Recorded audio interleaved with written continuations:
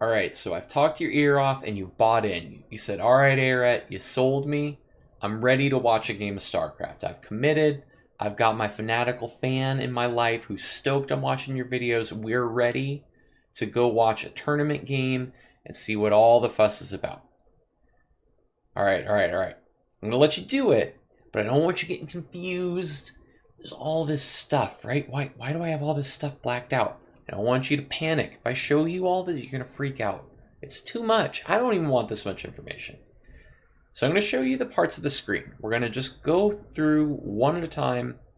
I just want to talk about which of these things actually matter and which ones you should ignore because they're just giving you stuff you don't care about, okay? So what is that first thing? That's our old friend, the mini map. Hangs out in that lower corner. It shows us, you know, these blobs of blue and red. This is what each of the players are doing, and this is the full view of the map. All this cool stuff around here, that's just that tiny little piece of the map.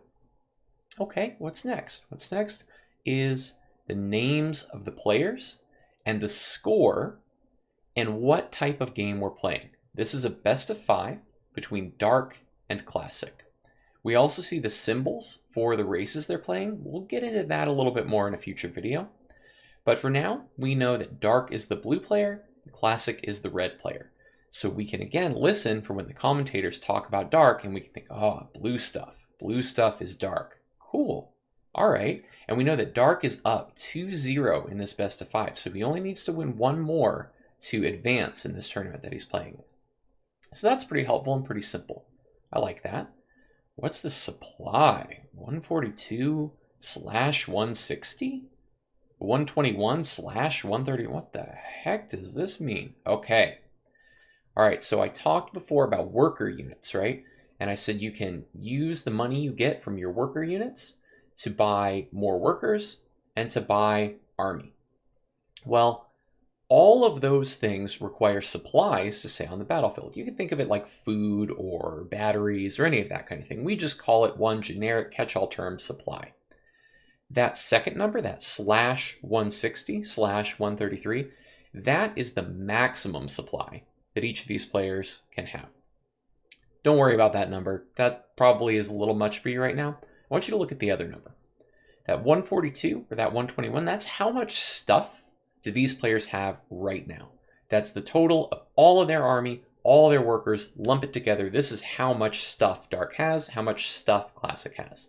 And so we can see that not only is Dark winning 2-0 in the series, he's also winning this game. He's up 21 supply. So he just has more stuff. We don't know exactly what that stuff is, but we know that he has more, and so he is in a good position in this game. Cool. So that's pretty easy. We're ignoring that supply maximum thing. That's kind of weird. We're just looking at who has the higher number to the left of the slash.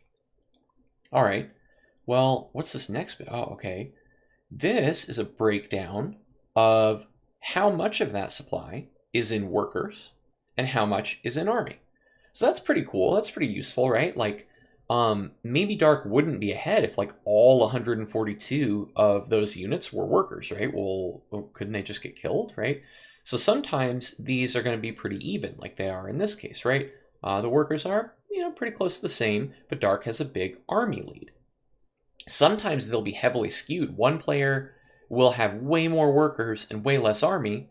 The other player will have the opposite, but they'll be at the same supply, right? It's kind of a weird situation. So this is giving you information that helps you spectate the game just a little bit more. It gives you a little more granularity than that supply number. Now, okay, all the rest of this stuff starts to be a bit much. Minerals and gas, this is just how many resources they have. Then we've got production. This is like, what are they building right now? You don't really need to worry about this.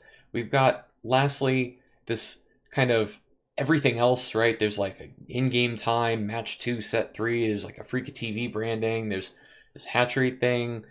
Don't worry about any of that stuff. That kind of just filter that out. That's all noise. It's extra information that you don't really need.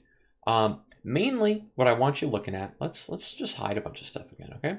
Mainly what I want you looking at when you spectate a game, I want you viewing that supply number. I want you viewing the pretty stuff on the 3D screen.